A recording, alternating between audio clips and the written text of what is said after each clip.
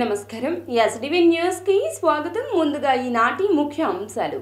Municipal కార్మికులతో మంత్రుల బృందం జరిపిన చర్చలు సఫలం. నేటి నుండి విధుల్లోకి మున్సిపల్ కార్మికులు. దుర్గమ్మను దర్శించుకున్న కేంద్ర సీనియర్ డిప్యూటీ ఎలక్షన్ కమిషనర్లు. ఆలయ మర్యాదలతో ఘన స్వాగతం పలికిన దేవస్థానం అధికారులు. కేశినేని నానిపై ఫైర్ అయిన బుద్ధ వెంకన్న. కేశినేని నాని వైసీపీ కోవట్టని ఆరోపణ. చంద్రబాబుపై విమర్శలు చేస్తే ఊరుకునేది లేదంటూ హెచ్చరిక. జనసేన అధినేత పవన్ కళ్యాణ్ తో భేటీ అయిన అంబటి రాయుడు. పవన్ విధానాలు నా ఆలోచన ఒకే విధంగా ఉన్నాయంటూ వెల్లడి.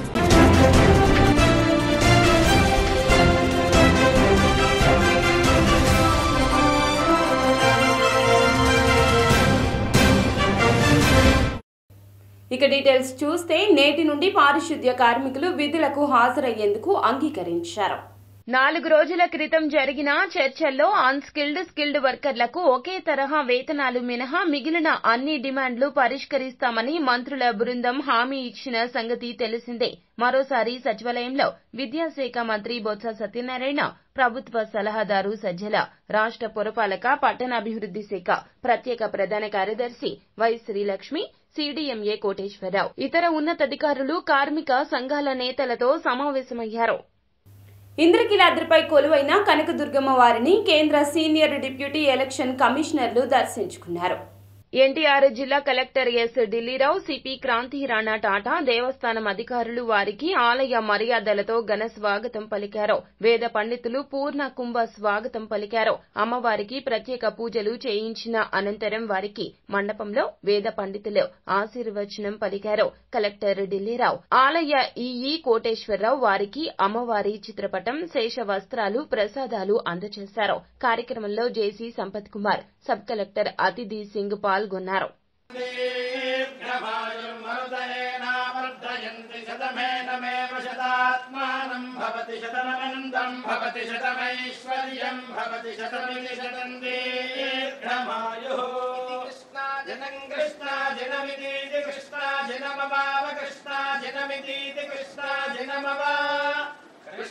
ఎంపీ కేశినేని నానిపై మాజీ టీడీపీ ఎమ్మెల్సీ బుద్ధ వెంకన్న తీవ్ర స్థాయిలో విరుచుకుపడ్డారు.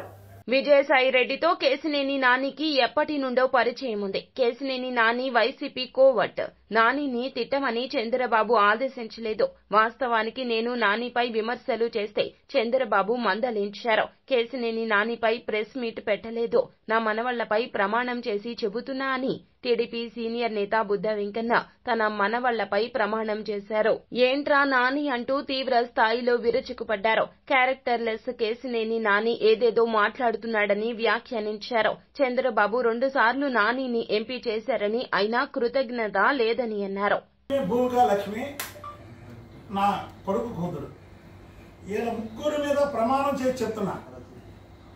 వీళ్ళ ముగ్గురు మీద, నా కుటుంబం మీద ప్రమాణం చేసి చెప్తున్నా.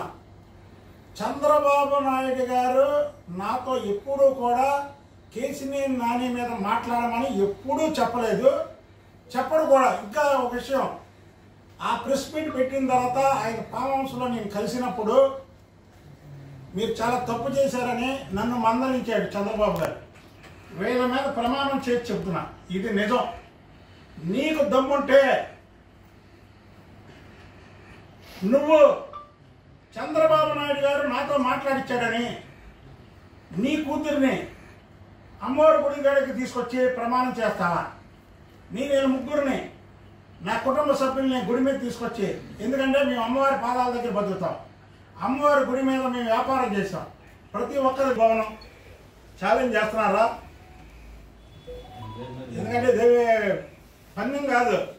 జగన్మోహన్ రెడ్డి ఆడుకుందాం ఆంధ్ర అన్నాడు కాబట్టి మీ నాయకుడు జగన్మోహన్ రెడ్డి అనబడదు, కేసీఆర్ నాని నాయకుడు ఆడుకుందాం ఆంధ్ర అన్నాడు కాబట్టి ఆటలో ఒక భాగం ఇది. గేమ్ రా చూద్దాం రా బాబు. ఇంకా చాలా ఉంది సినిమా. వ్యక్తిగతంగా వెళ్తున్నట్టున్నారు మీరిద్దరు. నేనేం వెళ్ళదు వ్యక్తిగతంగా అంటే బూతులు చెప్పాలి. ఎట్లేదు ఇంకా బాడీ షేవింగ్ మొదలు పెట్టారు కదా. ఎలాగా బాడీ షేవింగ్ మొదలు పెట్టారు కదండి. బాడీ షేవింగ్ లేదు కదా.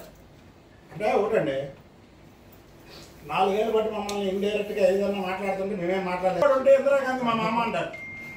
ఇది రాసుకోండి కొంచెం. వినేవాడు ఆడమంటే ఇందిరాగాంధీ మా మామ అంటాడు. అలాగే మీరంటే రైల్వే స్టేషన్ నేనే తెచ్చాను, ఎయిర్పోర్ట్ నేనే తెచ్చాను, కనకదుర్గమ్మ గుడి నేనే తీసుకొచ్చాను, కనకదుర్గమ్మ ఫ్లైఓవర్ కూడా నేనే తీసుకొచ్చాను. అంటే railway station, bus stand, airport, Kanakadurgamma గుడి ఎంత నిజమో కేసీఆర్ నాని తెచ్చింది, కనకదుర్గమ్మ ఫ్లైఓవర్ తెచ్చింది కూడా అంతే నిజం. 2 సంవత్సరాలు నేను మా కార్యకర్తలు విజయవాడ పశ్చిమ నియోజకవర్గంలో ఉన్న ప్రతి ఒక్కరూ కష్టపడి 2 సంవత్సరాలు ఇక్కడ అరిస్తే ఢిల్లీ అనబడేలాగా మాట్లాడి ఆర్ఆర్ పోలీస్ స్టేషన్లో ఎఫ్ఐఆర్లు నమోదయ్యి ఉన్నాయి. ఆ నమోదైనటువంటి ఎఫ్ఐఆర్లు చూపించమంటావా లేదా నువ్వు చెప్తావా ఉన్నాయని?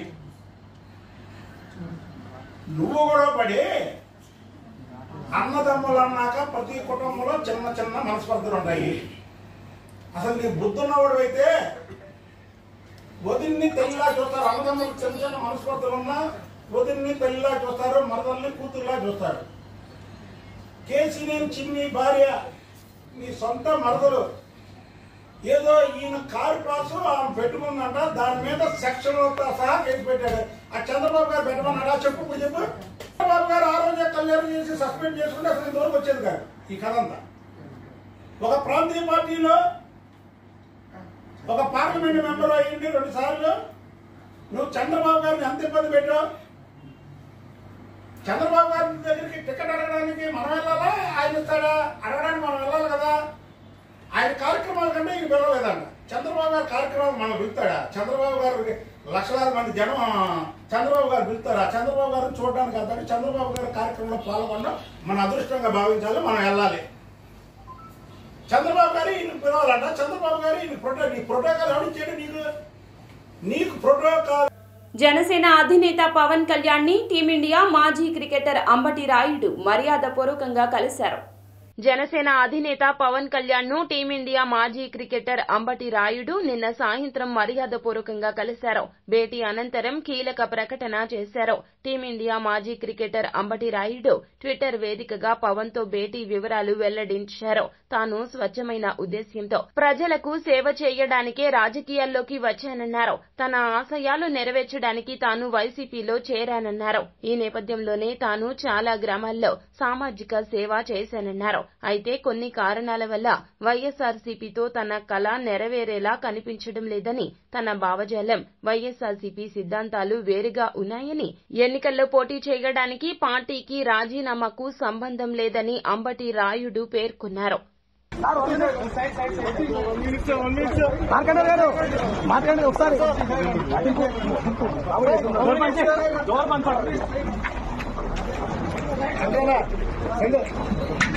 స్థానిక 30వ డివిజన్ బొడమేరు మధ్యకట్ట వంతెన నుంచి భవిష్యత్తుకి గ్యారంటీ పాదయాత్ర చేశారు.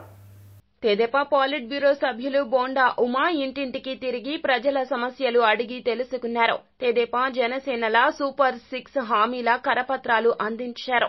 రాబోయే ఎన్నికల్లో తెదేపా జనసేనలను గెలిపించాలని పిలుపునిచ్చారు. జగన్మోహన్ రెడ్డి అన్ని వర్గాల ప్రజలను మోసగించారని, వాటిని ప్రజల్లోకి విస్తృతంగా తీసుకెళ్లాలంటూ పార్టీ శ్రేణులకు సూచించడం జరిగింది. నియోజకవర్గంలో జనసేన తెలుగుదేశం పార్టీ శ్రేణులు నియోజకవర్గంలో అన్ని డివిజన్లో కూడా గడప గడపకి వెళ్ళి అటు పవన్ కళ్యాణ్ గారు ఇటు చంద్రబాబు నాయుడు గారు ఇచ్చినటువంటి ఉమ్మడి మేనిఫెస్టోని రేపు అధికారంలోకి వస్తే వాళ్ళకి ఏ విధంగా పేదవాళ్ళకి, మహిళలకి, బీసీలకి, ఎస్సీలకి, మైనార్టీలకి, కాపులకి, బ్రాహ్మణులకి అండగా ఉంటామో ఇంటింటికి తిరిగి చెప్తా ఉన్నాం. ఇవాళ ఎక్కడికి వెళ్ళా ఈ నరక కుప్పం లాంటి జగన్మోహన్ రెడ్డి పరిపాలనలో విసిగి వేసారిపోయామని చెప్పి అందరూ అంటూ ఉన్నారు. ఒక పక్కమో ఆకాశాన్ని దాటి చుక్కలు చూపిస్తున్నటువంటి ధరలు, మరొక పక్కమో జగన్మోహన్ రెడ్డి పెంచిన కరెంట్ ఛార్జీలు, ఇంటి పన్నులు, నీటి పన్నులు, చెత్త పన్నులు, అనేక రకాలుగా జగన్మోహన్ రెడ్డి ఇస్తున్నటువంటి ప్రభుత్వ పన్నుల భారం భరించలేకున్నామని ఇవాళ పేదవాళ్ళందరూ మాట్లాడుతూ ఉన్నారు. అందుకనే రేపు జనసేన తెలుగుదేశం అధికారంలోకి వస్తే వాళ్ళకి ఏ విధంగా మళ్ళీ దెబ్బతిన్న పేద కుటుంబాలను నిలబెడతామని చెప్తా ఉన్నాం.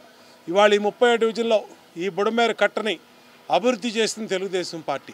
ఆ రోజు రోడ్లు వేయించాం, చిన్న చిన్న రోడ్లు సందుల్లోకి రోడ్లు వేయించాం, అలాగే బాత్రూమ్లు కట్టించాం, ఎల్ఈడి లైట్లు పెట్టించాం, ఇంటికి పన్నులు వేయించాం, అలాగే పంపులు వేయించాం. సీఎం జగన్ నాయకత్వంలో రాష్ట్రం అభివృద్ధిలో దూసుకుపోతుందని వైసీపీ తూర్పు ఇన్ఛార్జ్ దేవినేని అవినాష్ బావ యువ నాయకుడు సిద్ధార్థ్ అన్నారు.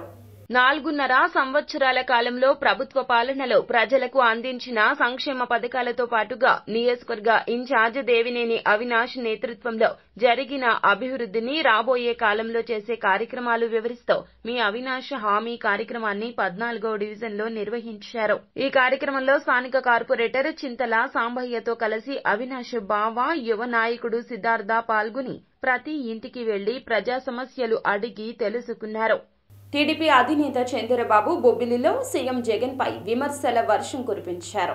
విజయనగరం జిల్లా బొబ్బిలిలో నేడు నిర్వహించిన రా కదలిరా బహిరంగ సభలో టీడీపీ అధినేత చంద్రబాబు పాల్గొని ప్రసంగించారు. నేడు జన సునామీతో బొబ్బిలి కోట బొబ్బిలి పులిలా గర్జిస్తోందన్నారు. ఈ గర్జనకు తాడేపల్లి ప్యాలెస్ పిల్లిలా వణికిపోతోందన్నారు.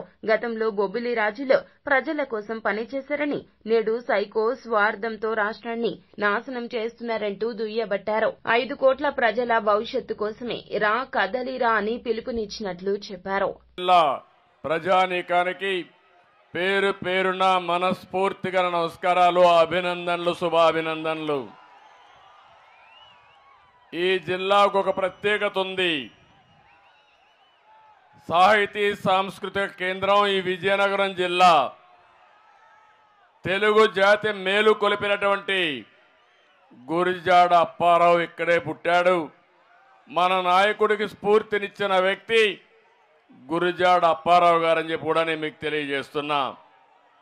కలియుగ భీముడు కోడి రామమూర్తి, హరికథా పితామహుడు ఆదిభట్ల నారాయణదాసు కూడా ఇక్కడే పుట్టారు.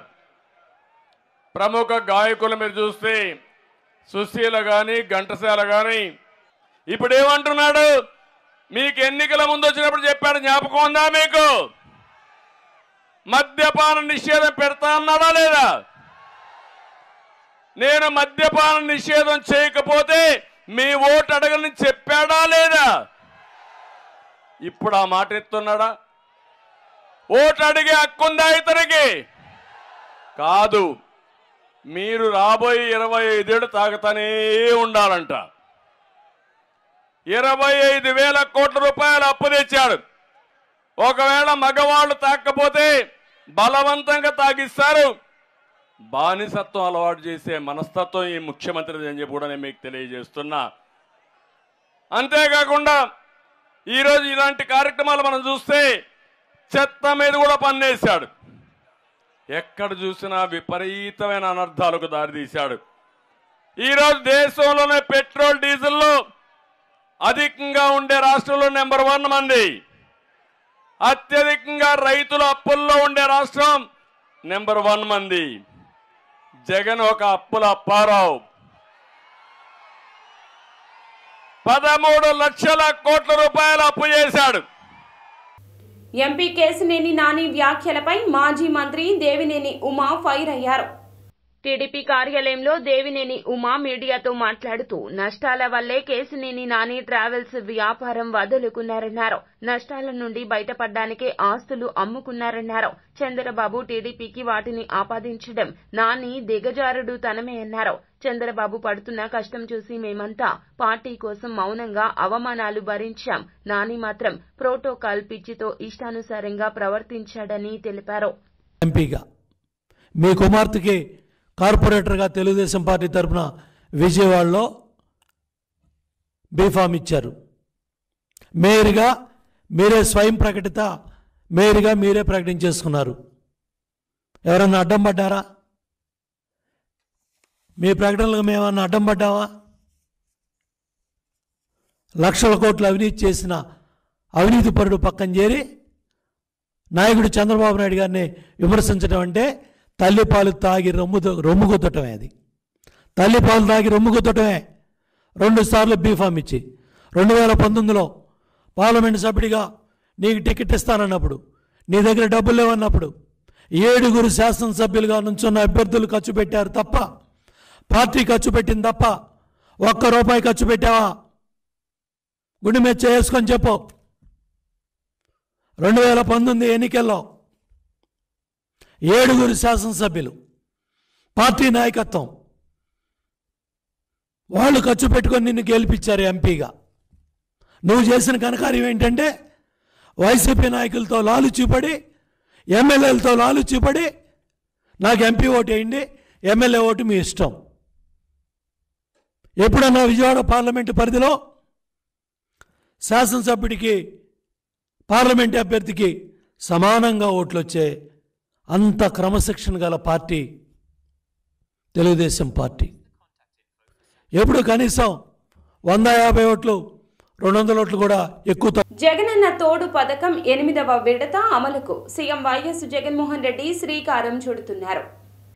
పూర్తి వడ్డీ భారాన్ని ప్రభుత్వమే భరిస్తూ 3,95,000 మందికి ఒక్కొక్కరికి 10,000 రూపాయలు, అంతకు పైన 417.94 కోట్ల వడ్డీ లేని కొత్త రుణాలు సీఎం జగన్ ప్రభుత్వం అందిస్తోంది. మొత్తంగా 16,73,576 మంది లబ్ధిదారుల్లో ఈ విడతల్లో వడ్డీ రీయింబర్స్మెంట్ కింద 5.81 లక్షల మంది లబ్ధిదారులకు 13.64 కోట్లు చెల్లించనున్నారు.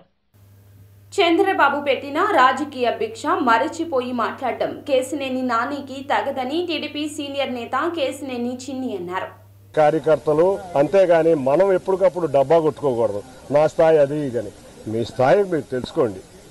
ఇక లాస్ట్గా చివరిగా నేను చెప్పదలిసింది ఏంటంటే, ఇవాళ ఆంధ్రప్రదేశ్ ప్రజలందరూ అమరావతి ఎప్పుడు రాజధాని వస్తుందా, చంద్రబాబు నాయుడు గారు ఎప్పుడు వస్తారా, అమరావతి రాజధాని చూసుకుందామని, ముఖ్యంగా విజయవాడ ఎన్టీఆర్ జిల్లా ప్రజలందరూ ఎప్పుడెప్పుడు అమరావతిని చూసుకుందామని కోరిక బలంగా నాటుకున్న వేళ మీరు అనేదేంటి, అమరావతి ఒక వేస్ట్ అన్నట్టు మాట్లాడారు.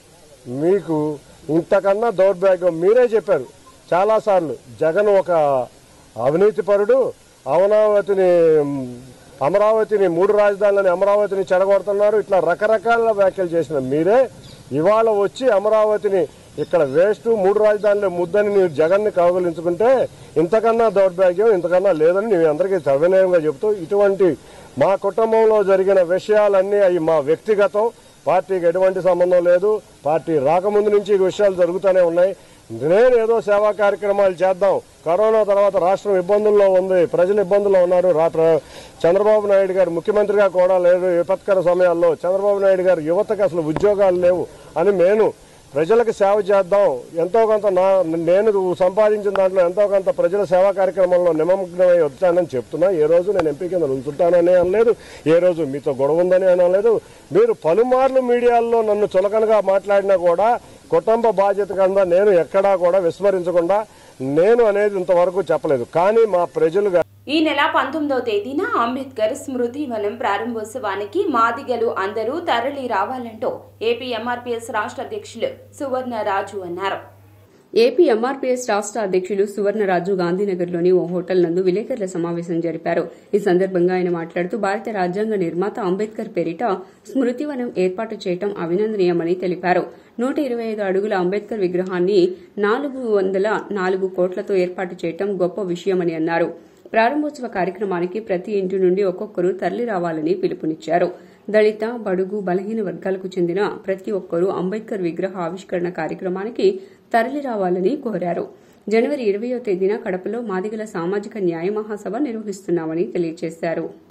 స్వరాజ్య మైదానంలో డాక్టర్ బాబాసాహెబ్ అంబేద్కర్ గారి యొక్క విగ్రహాన్ని ఆవిష్కరిస్తున్నటువంటి రాష్ట్ర ముఖ్యమంత్రి జగన్మోహన్ రెడ్డి గారికి కృతజ్ఞతలు తెలుపుతున్నాం. ప్రపంచ మేధావి, పీడిత పాడిత ప్రజల విముక్తి ప్రదాత, భారత రాజ్యాంగ నిర్మించినటువంటి డాక్టర్ బాబాసాహెబ్ అంబేద్కర్ గారి యొక్క విగ్రహాన్ని విజయవాడ నడిబొడ్డులో పీడబ్ల్యూ గ్రౌండ్ స్వరాజ్య మైదానంలో దాదాపు 10 ఎకరాలకు పైగా ఉన్నటువంటి కోట్లు విలువ చేసేటువంటి స్థలంలో 125 అడుగుల విగ్రహాన్ని నిర్మించి బేస్ మట్టం 80 అడుగుల ఎత్తులో బేస్ మట్టం పైన 125 అడుగుల విగ్రహాన్ని పెడుతున్నటువంటి ముఖ్యమంత్రి గారికి ధన్యవాదాలు తెలియజేస్తున్నాం. బేస్ మట్టంలో ground floor, first floor, second floor ఇలా 3 నిర్మాణం చేసి గ్రౌండ్ ఫ్లోర్లో 4,000 చదరపు గజాల్లో. నా పేరు ఉందిర్తి సుబ్బారావు. నేను మాదిగ ఉద్యోగుల సంఘం రాష్ట్ర అధ్యక్షుడిగా పనిచేస్తూ ఉన్నాను. ఈరోజు విజయవాడ నగరంలో ఎలక్ట్రానిక్ మీడియా సోదరులు ప్రింట్ మీడియా ప్రతినిధుల సమావేశం ఏర్పాటు చేయడానికి ముఖ్య కారణం ఈ దేశంలోనే మరి ఎక్కడా లేని విధంగా దేశానికే ఒక తలమానికంగా భారత రాజ్యాంగాన్ని రూపొందించినటువంటి నవభారత రాజ్యాంగ నిర్మాత భారతరత్న డాక్టర్ బాబాసాహెబ్ అంబేద్కర్ గారి యొక్క సేవలను స్మరిస్తూ ఆంధ్రప్రదేశ్ రాష్ట్ర ప్రభుత్వం గౌరవ ముఖ్యమంత్రి వర్యులు వైఎస్ జగన్మోహన్ రెడ్డి గారు భారతదేశంలో ఎక్కడా లేని విధంగా 125 అడుగుల కాంస్య విగ్రహం మరియు 85 అడుగుల బేస్మెంట్ మొత్తంగా కలుపుకుని 206 అడుగుల డాక్టర్ బాబాసాహెబ్ అంబేద్కర్ గారి విగ్రహాన్ని నిర్మించడం జరుగుతూ ఉంది. దాన్ని ఎంతో ప్రతిష్టాత్మకంగా తీసుకుని 400 కోట్ల రూపాయలతో మరి ఈ నిర్మాణం చేపట్టడం జరిగింది. ఈ నిర్మాణం కూడా మరి విజయవాడ నగరంలో కేంద్ర బిందువైన స్వరాజ్య మైదానంలో ఏర్పాటు చేసినందుకు గాను రజకుల అభివృద్ధి సీఎం జగన్తోనే సాధ్యమవుతుందని రాష్ట్ర ప్రభుత్వ సలహాదారు సజ్జల వెల్లడించారు.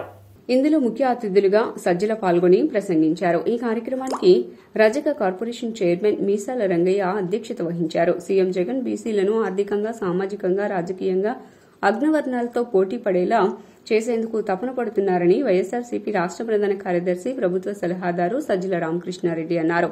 రాష్ట్రంలో వివిధ స్కీంలను పరిశీలిస్తే 4.5 కాలంలో 18 లక్షల రజక కుటుంబాలకు డీబీటీ ద్వారా బ్యాంకు ఖాతాల్లో 5,600 కోట్ల రూపాయలు వేశామని సజ్జల తెలిపారు. నాన్ డీబీటీలను కూడా కలుపుకుంటే 17,000 కోట్ల రూపాయలు రజక కుటుంబాలకు ఇచ్చామని తెలియజేశారు. జగన్మోహన్ రెడ్డి విజయాన్ని బలోపేతం చేయడానికి మనమంతా కృషి చేయాలని ఉద్దేశంతో తీర్మానం చేయడం జరిగింది. త్వరలో కూర్చొని సజ్జల రామకృష్ణారెడ్డి గారితోనూ, లేళ్ల అప్పిరెడ్డి గారితోనూ, నేను ఇంకా కొంతమంది రజక నాయకుల దగ్గర సంప్రదింపులు జరిపి అన్ని జిల్లాలకు కమిటీలు వేసి ఈ విజయంలో భాగస్వాములు కావడానికి కృషి చేస్తామని హామీ ఇవ్వడం జరిగింది. సజ్జల గారు కూడా గ్రీన్ సిగ్నల్ ఇవ్వడం జరిగింది. ముందుకు నడిపిద్దాం, ఈ పార్టీని బతికించుకున్నాం. దుర్మార్గమైన చంద్రబాబు నాయుడు యొక్క పాలన తిరిగి పునరుద్ధరణ కాకుండా తరిమి కొట్టాలనేటువంటి దృఢ. వార్తలు ముగించే ముందు ముఖ్య అంశాలు మరోసారి. మున్సిపల్ కార్మికులతో మంత్రుల బృందం జరిపిన చర్చలు సఫలం. నేటి నుండి విధుల్లోకి మున్సిపల్ కార్మికులు. దుర్గమ్మను దర్శించుకున్న కేంద్ర సీనియర్ డిప్యూటీ ఎలక్షన్ కమిషనర్లు. ఆలయ మర్యాదలతో ఘన స్వాగతం పలికిన దేవస్థానం అధికారులు. కేసినేని నానిపై ఫైర్ అయిన బుద్ధ వెంకన్న. కేసినేని నాని వైసీపీ కోవట్టని ఆరోపణ. చంద్రబాబుపై విమర్శలు చేస్తే ఊరుకునేది లేదంటూ హెచ్చరిక. జనసేన అధినేత పవన్ కళ్యాణ్ తో భేటీ అయిన అంబటి రాయుడు. పవన్ విధానాలు, నా ఆలోచన ఒకే విధంగా ఉన్నాయంటూ వెల్లడి. ఎస్డివి న్యూస్ సమాప్తం. నమస్కారం.